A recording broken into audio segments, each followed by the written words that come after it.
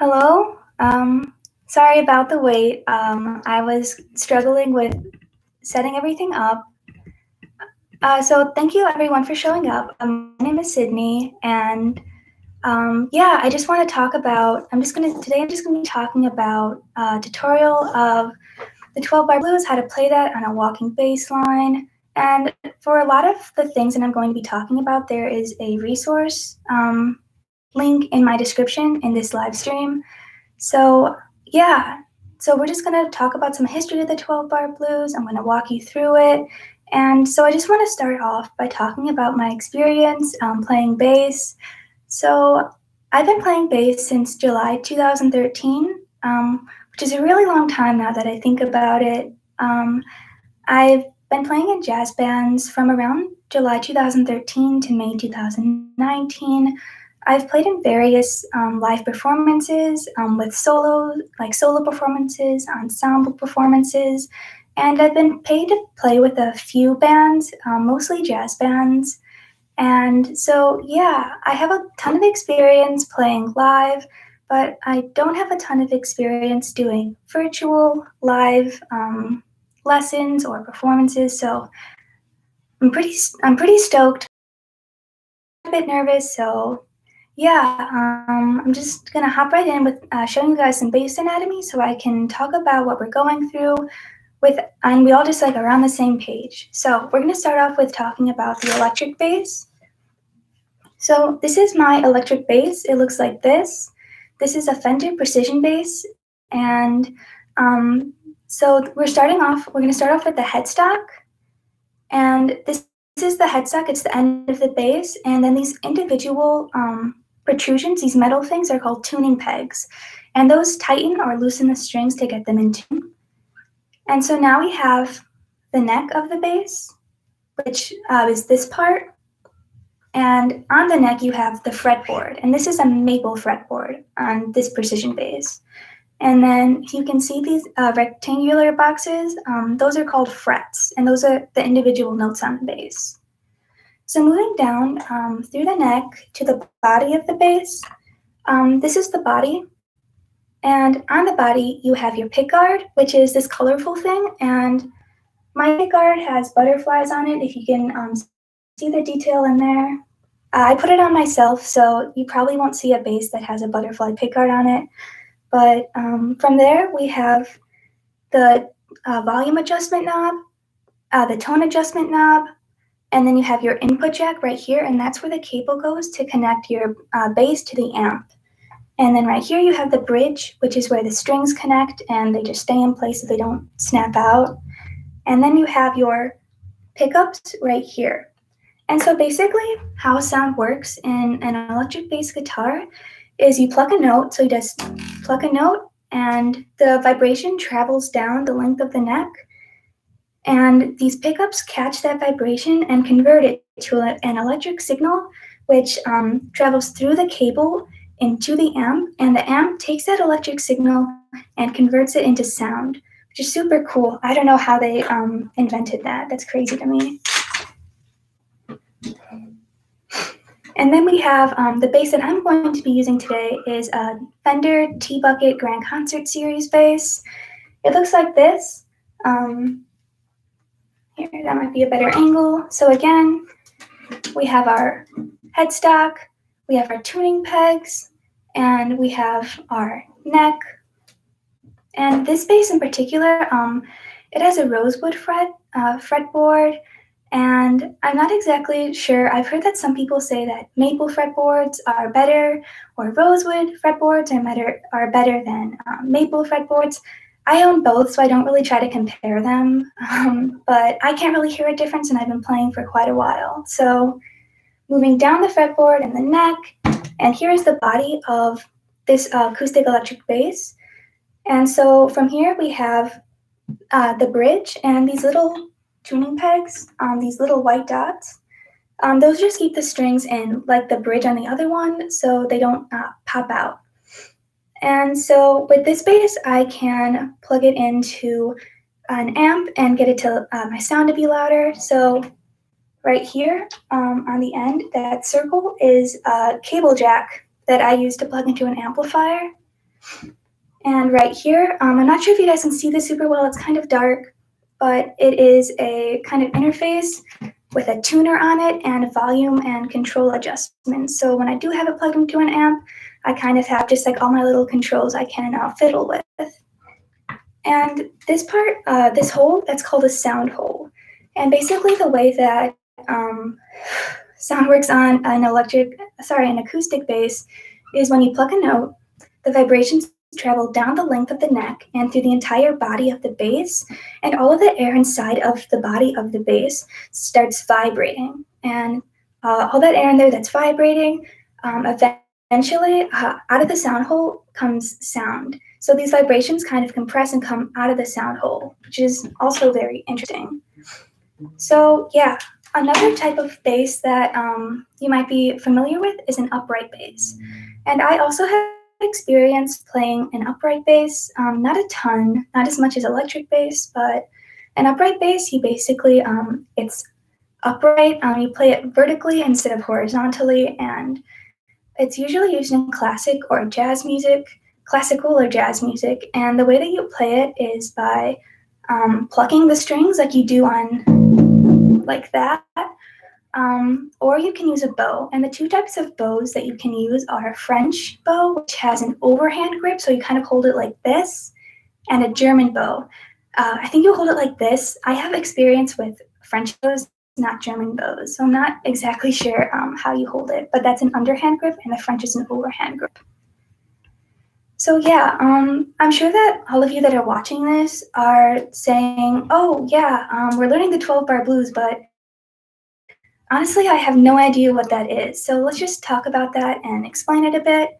So the 12-bar blues is a chord progression that's commonly used in blues and a bit in jazz music. And I just want to clarify that while blues and jazz are usually grouped together, and they are closely related, but there are some differences. So jazz music uses a lot of seventh chords and other structures that aren't as common in blues music. And the sheet music that's linked in the description of this video, that's why you see a lot of seventh chords. And basically what seventh chords do is they flat the seventh note of the scale. So a regular scale, major scale sounds like this.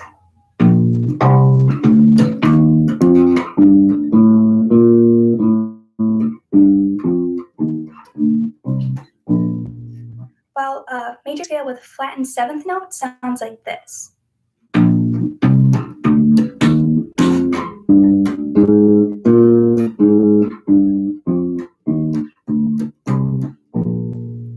So you hear that,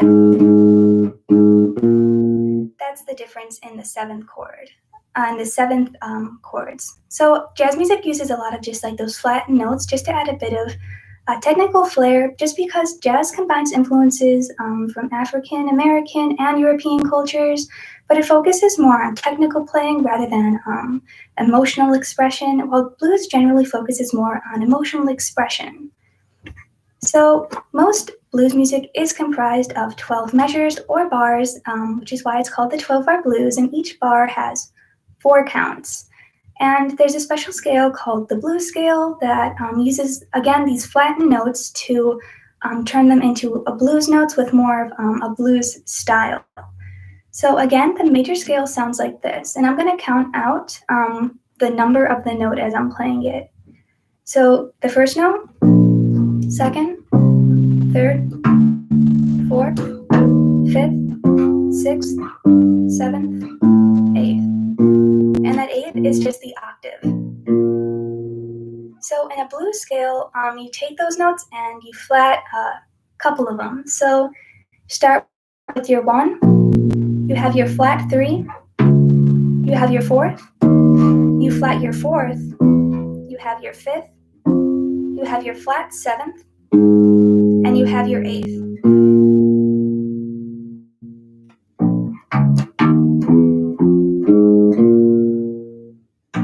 So I'm going to play it one more time, and I'm just going to point out something that you may be thinking about right now. So it sounds like this.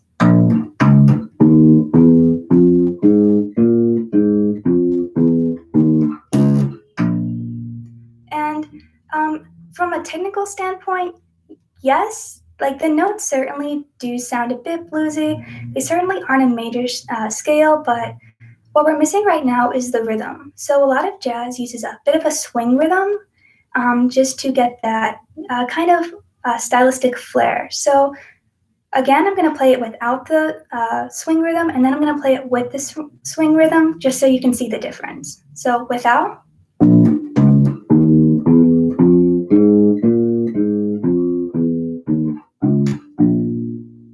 And this is with the swing rhythm.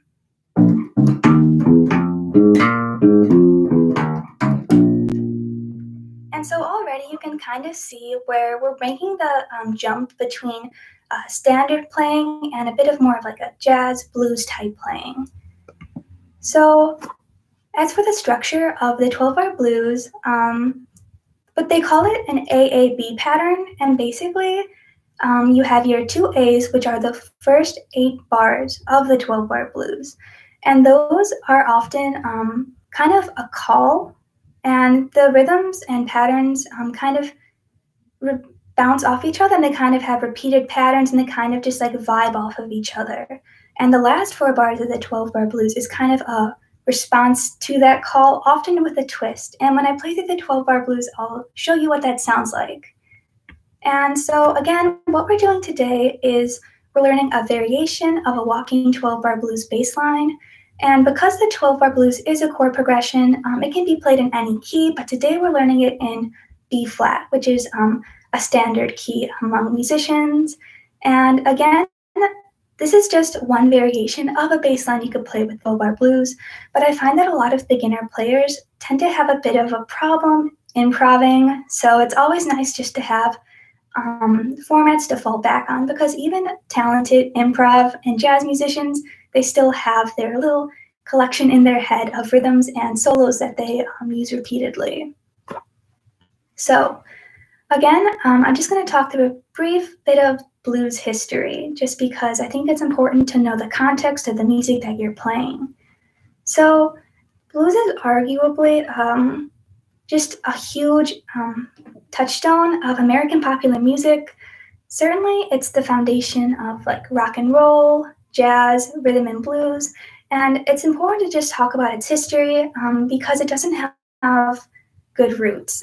So the blues originated in southern plantations in northwestern Mississippi in the late 1900s, and it has deep roots in African American history and its music style was invented by slaves, ex-slaves, and descendants of slaves. And the music form evolved from African American chants, work songs, field songs, revivalist hymns, and country dance music. And there is no clear creator, there's no sole creator of the blues. William Christopher Handy, or also known as W.C. Handy, is credited with discovering the genre, and I say discover with air quotes because, again, there is no sole creator of the blues, but rather certain musicians who have been credited with promulgating and popularizing the music genre. So once the Mississippi Delta blues spread up from the South to urban areas in the 1930s and 40s, the music evolved and took on various characteristics, which is why there are certain variations like the Memphis blues, St. Louis blues, and just other regional variations. Also known as the electric blues, was created when Chicago blues artists expanded the blues performance into full-sized band ensembles by using bass drums, snare drums, basically using fuller drum kits, saxophones, and amplifiers. And the Chicago blues was a stepping stone in the creation to rock and roll. Moving on to the Louisiana blues, the Louisiana blues is split into the New Orleans blues and the Swamp blues. So the New Orleans blues, it's usually piano and saxophone. Those are the main elements, and it features very lively and cheerful music. And the Swamp blues features many echo effects, laid-back tempos, shuffle beats, and like evocative vocals, and also tremolo guitar parts or trembling guitar parts. So that would kind of sound like this.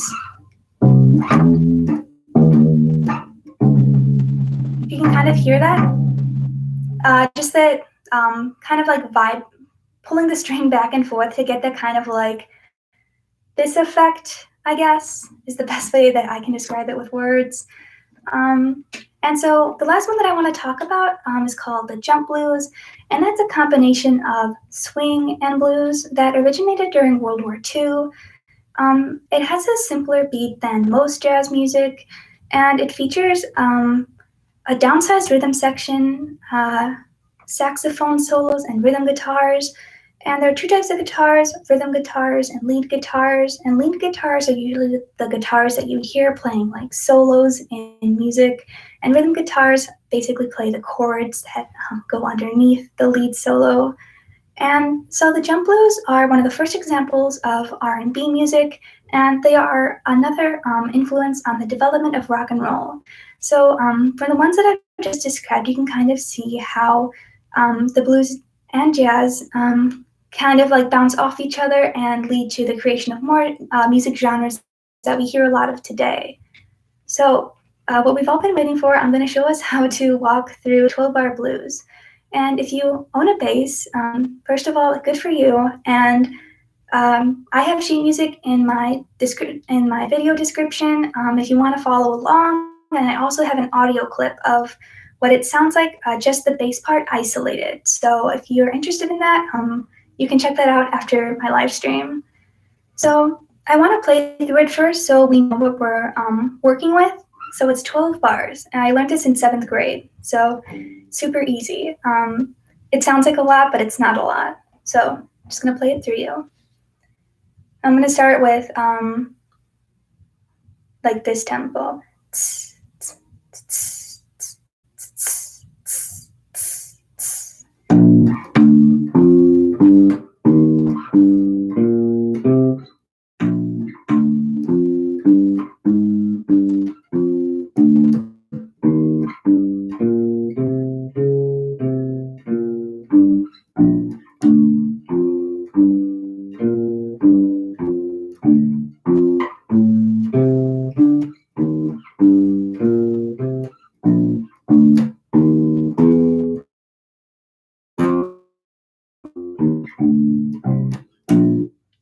So that's what we're working with, and now I'm just going to walk us through it. So fret that I'm on.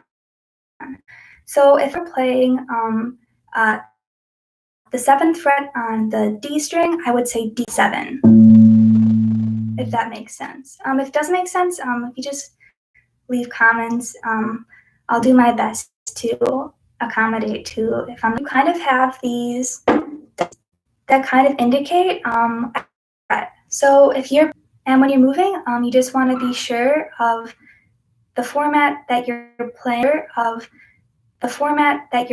in and the rhythm that you're playing in, just because the different rhythms and notes that you use can positively or negatively influence who you're performing with, or if you're performing live, it could influence your performance. So we're going to start with A1. We're going to move to A5.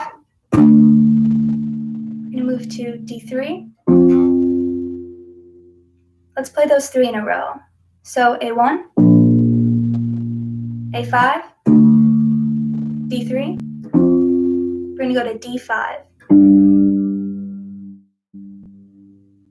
So we have A1, A5, D3, D5. One more time. A1, A5, D3, D5.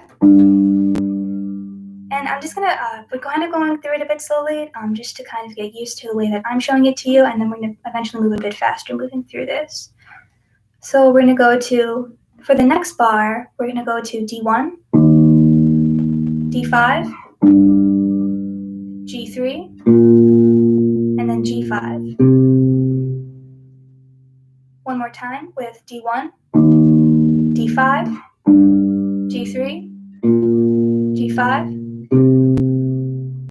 And if you couldn't tell, we're kind of taking the rhythm that started on the A string and we're moving that up a string. So it's the same pattern, just different notes, because we're moving that pattern up a string.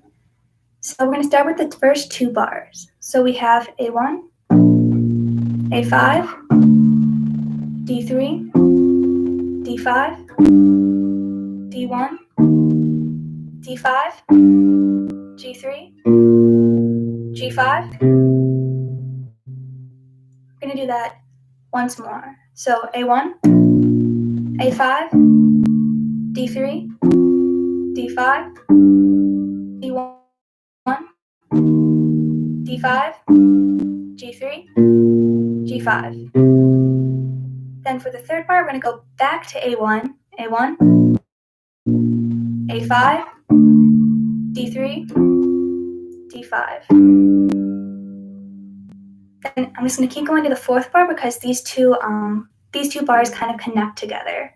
So we have D5, then moving to D6 for the fourth bar, D6, D5, D3, A5.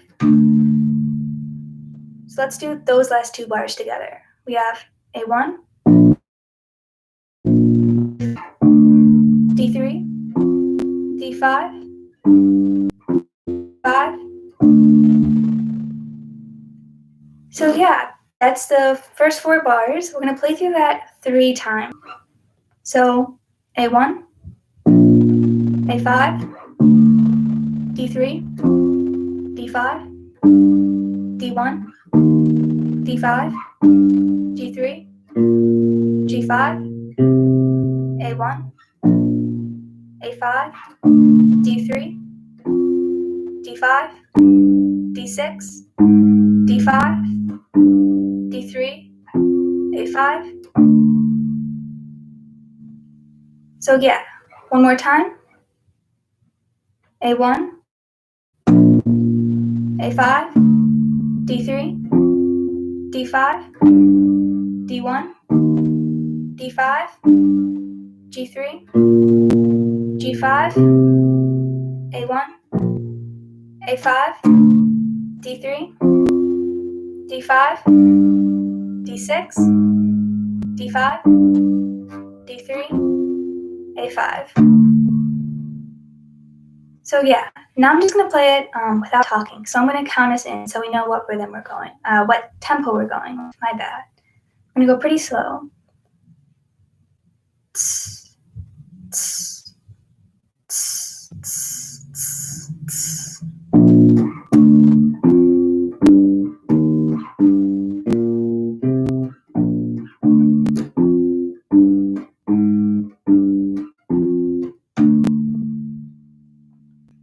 So yeah, those were the first 4 bars.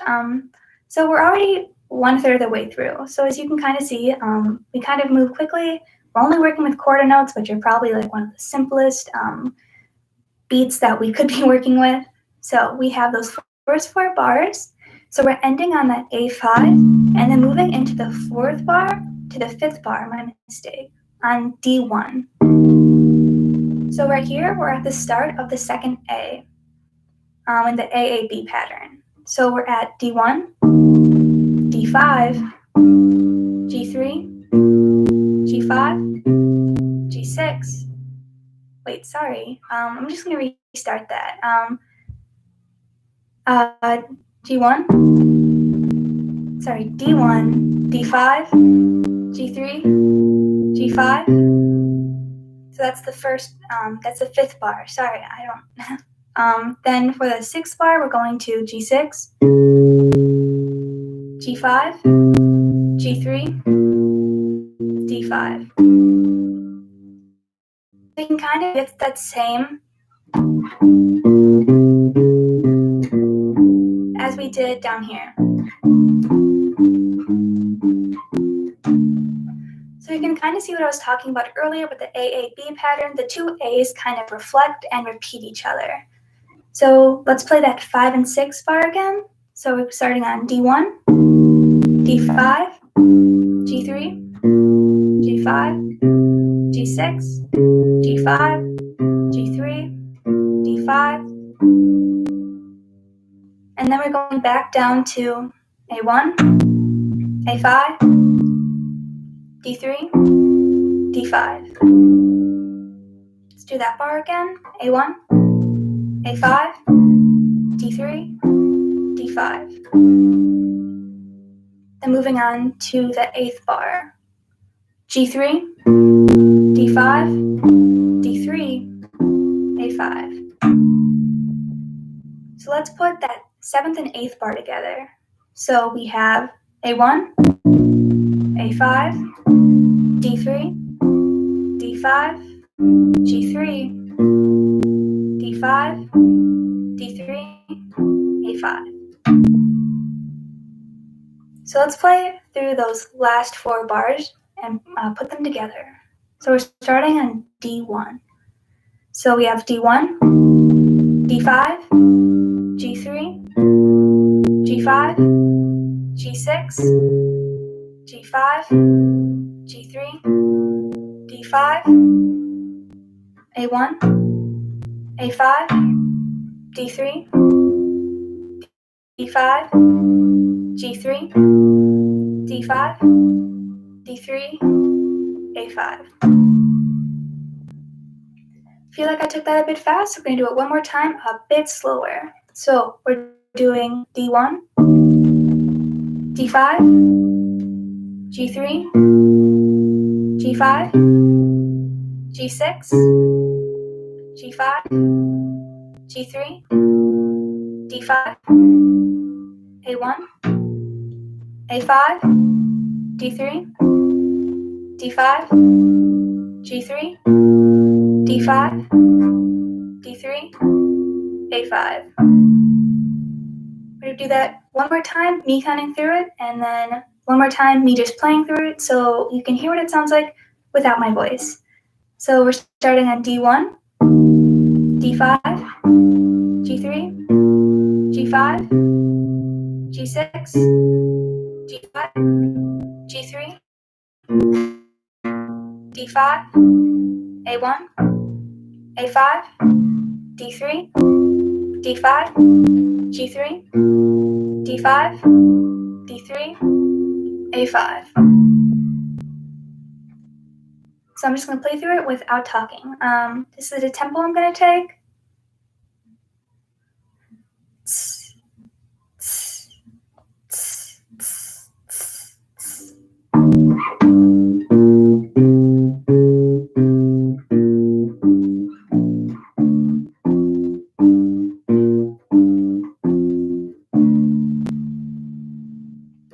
So yeah, that was the first 8 bars. So the 2 AAs in the AAB pattern.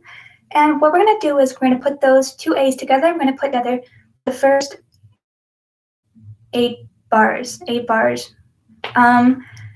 And so I'm going to walk us through it slowly twice, and then I'm going to play it a third time without speaking. So starting on A5 from the top. In jazz, my band director would like hit his forehead. He said from the head, and then he like slap himself in the face. So we're starting with A1, A5, D3, D5, D1, D5, G3, G5, A1, A5, D3, D5, D6, D5, D3, A5, D1, D5, G3, G5, G6, G5, G3, D5, A1, A5, D3, D5, G3, D5, D3, A5. So yeah, we're 2/3 of the way through that. That's like 67%-ish.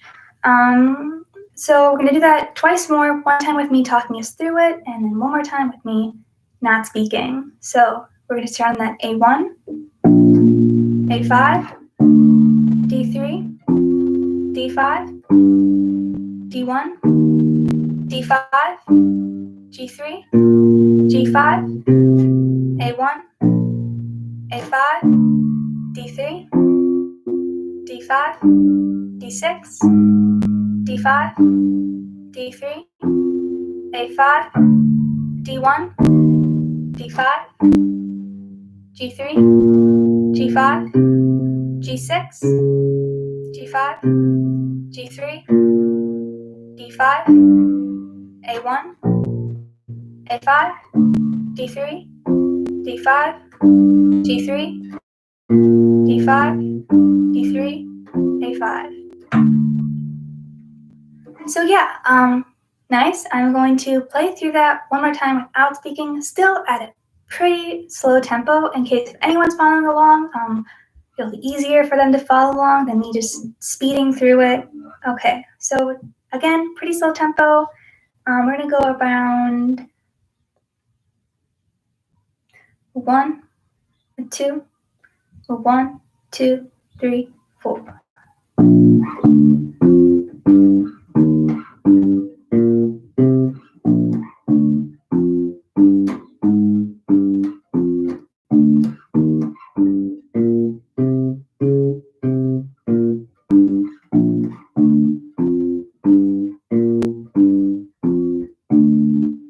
Okay, so 4 more bars left. So what we're going to do is we're going to start on D3. And okay, this is the B. So AAB, it's the B out of the AAB pattern. So if you recall from earlier, this is going to be the response with the twist. And when you're listening, just see if you can kind of hear the twist.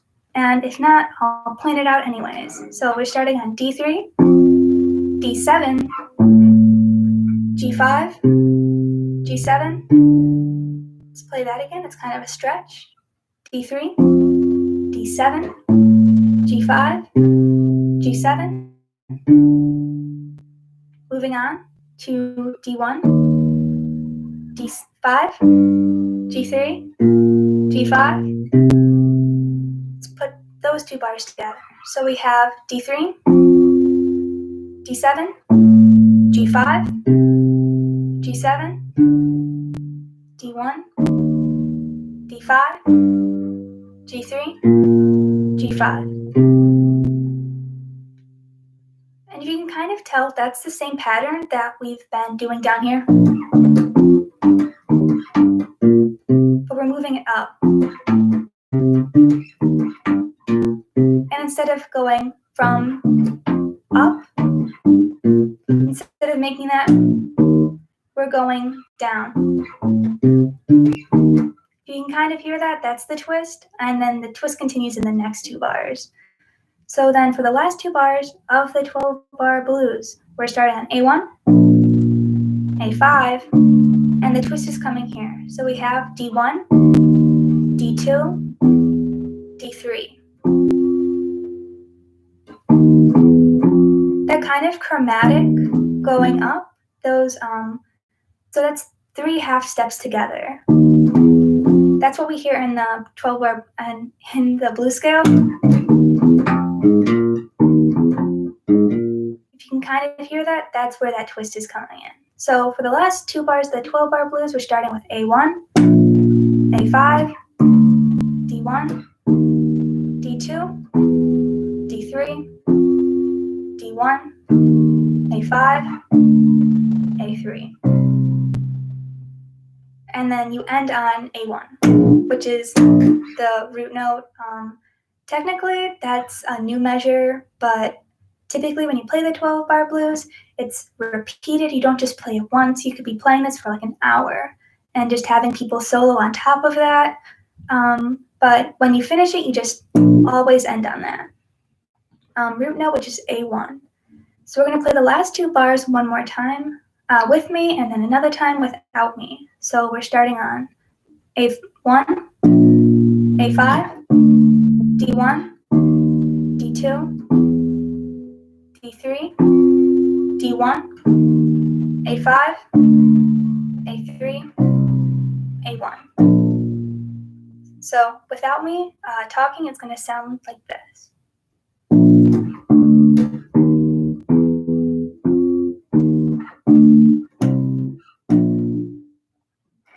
And so we're going to play those last 4 bars together. Again, like we've been doing, we're going to play through it 2 times with me, 1 time without me. And then we're just going to throw the whole thing together and play through it. So start on that D3, D3, D7, G5, G7, D1, D5, G3, G5, A1, A5, D1, D2, D3, D1, A5, A3, A1. So yeah, one more time with me, one more time without me.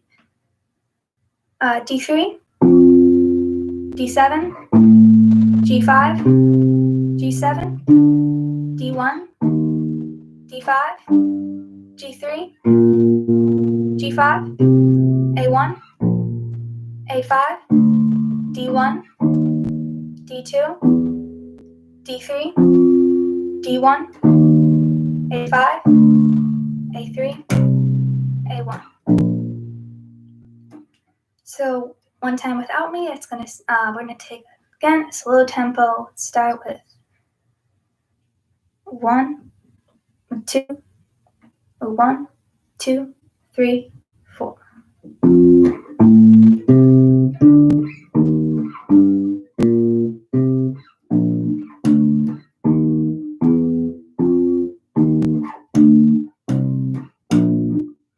So that was the last 4 bars of the 12-bar blues. So like I said, we're going to play the entire thing straight through, all 12 bars, twice with me, once without. And I'm sure you've noticed this pattern of me having playing it with you twice and then without you once. When I first started band in 2011, which was basically a decade ago, my band director told us something that I'll never forget. He said that not all practice is perfect practice. If you're trying to learn something and you're not getting it and you play through it once perfectly, okay, so you played through it once perfectly. That could just be dumb luck. If you can play through it perfectly 3 times in a row, that means that you've learned it. So that's why I've been having us play through in repetitions of 3, just to kind of ingrain that number in your head. So that's why it's not just a random number. There's a reason to it, because not all practice is perfect practice. So from the top, first bar of the 12-bar blues. It's going to talk us through the entire thing. Again, slow tempo. So A1, A5, D3, D5, D1, D5, G3, G5, A1, A5, D3, D5, D6, D5, D3, A5, D1, D5, G3, G5, G6, G5, G3, D5, A1, A5, D3, D5, G3, D5, D3, A5, D3,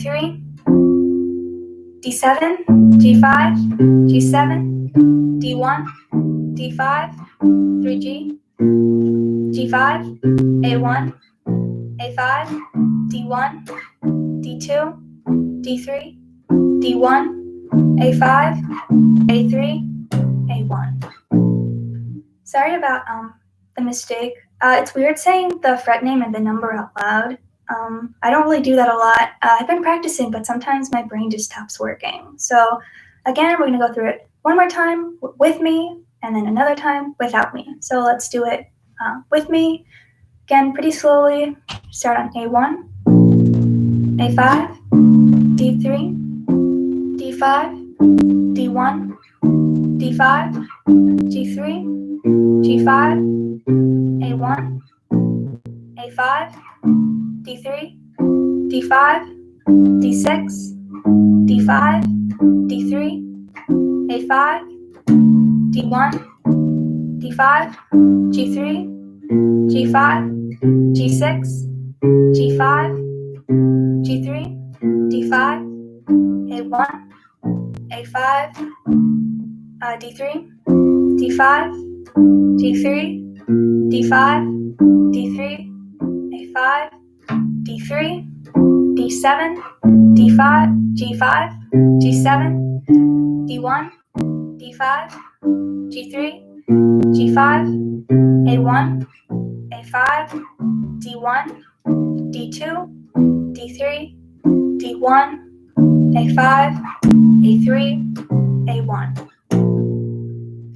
So, yep, one more time, and then I'm just going, then we'll just talk about it. So, again, pretty slowly. So, 1, 2, 1, 2, 3, 4.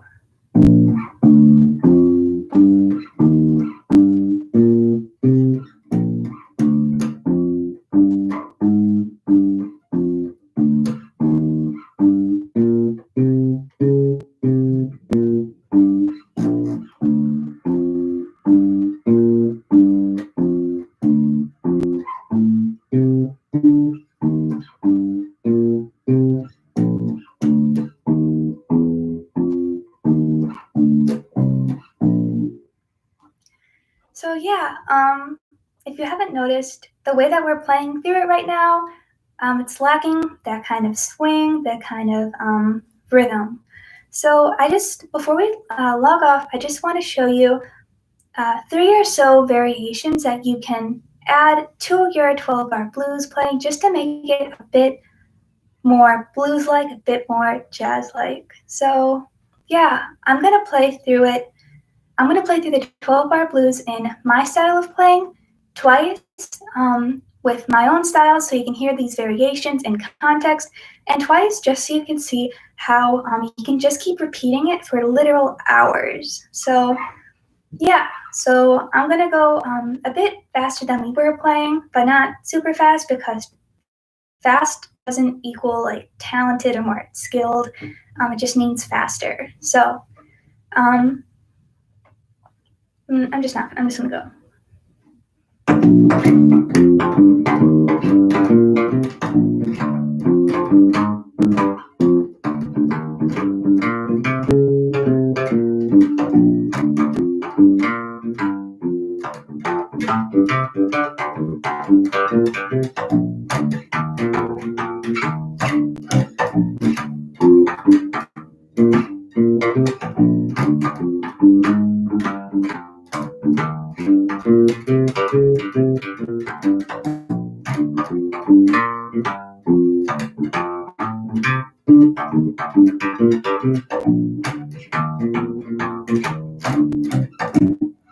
So that's how I usually play it.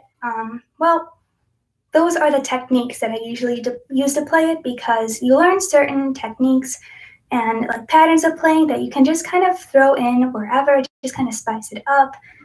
So one of the easiest things that you can do to kind of add a bit more spice, I guess, flavor to your 12-bar blues is to add an open note pickup line, an open string pickup note. So that's going to sound like this. And you can add that at the beginning of every measure, so it's going to sound like this.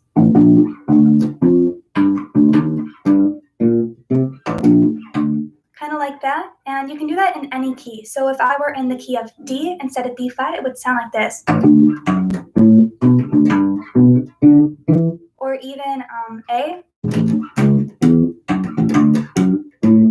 You can kind of see how the open note pickup works in any context, because you're not resting on that note, it's just a transfer note to that root note. So another thing you can do is double up on some notes, and by double up, I mean just hit it twice, and that's going to sound like this.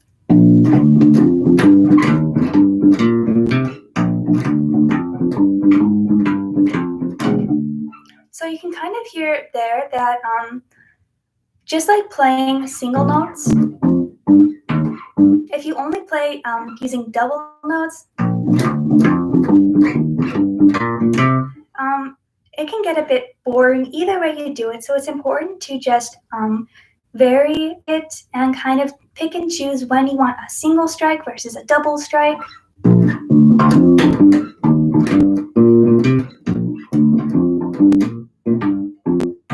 Kind of like that.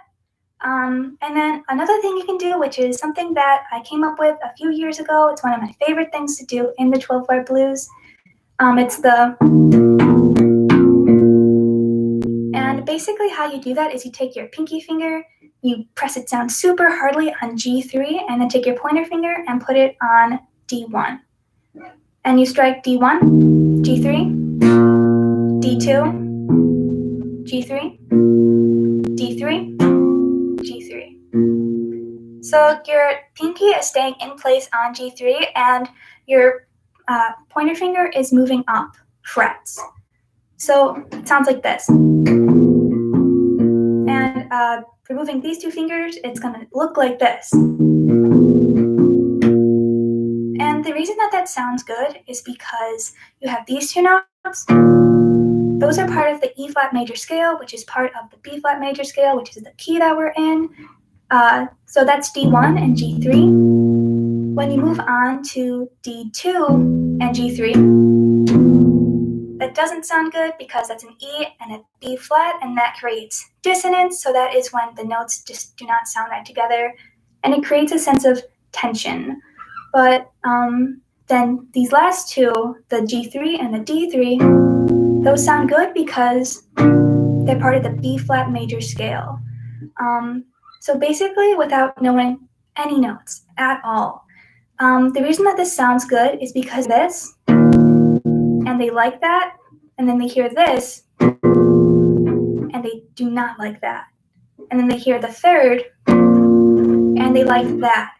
And the reason that they like this so much is because this creates tension. Oh, my mistake. That creates tension, and this resolves that tension. So you're hearing tension, resolution. So that's why that sounds good. So I'm just going to play it there one more time, my style, just to give you some ideas of how to play it in the future. So once more.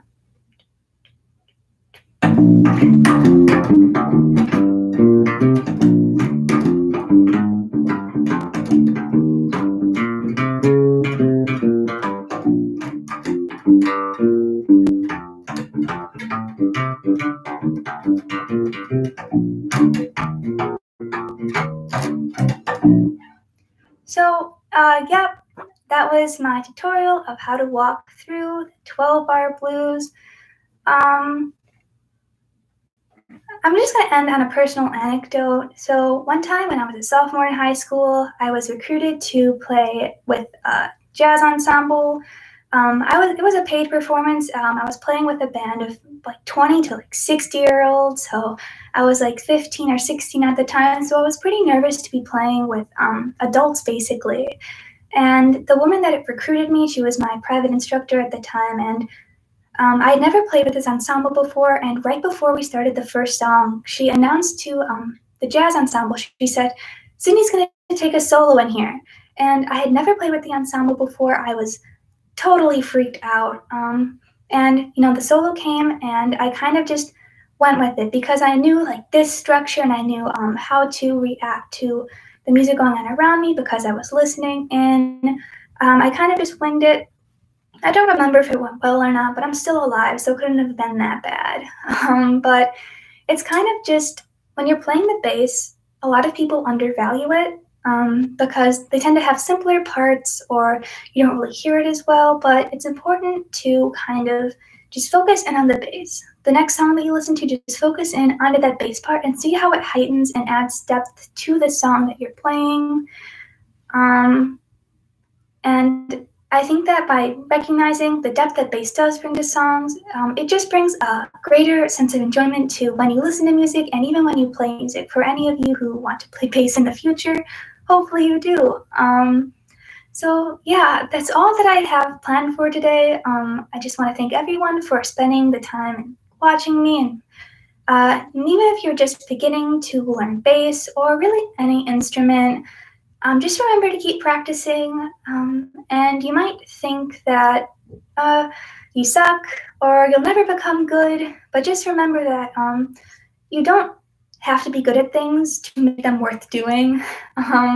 When I do music, I don't really do it for others. I do it for myself because I enjoy it, and if other people enjoy my music, that's great, but I still don't do it for them. I do it for my own sense of enjoyment. So when you're learning really anything, but specifically in the context of instruments, just remember that the reason why you're doing it and why you're learning bass, because it's awesome and basses are awesome and bass players are awesome. So yeah, that's all I have planned for today. And so thanks for listening, everyone. And I hope you all have a great day.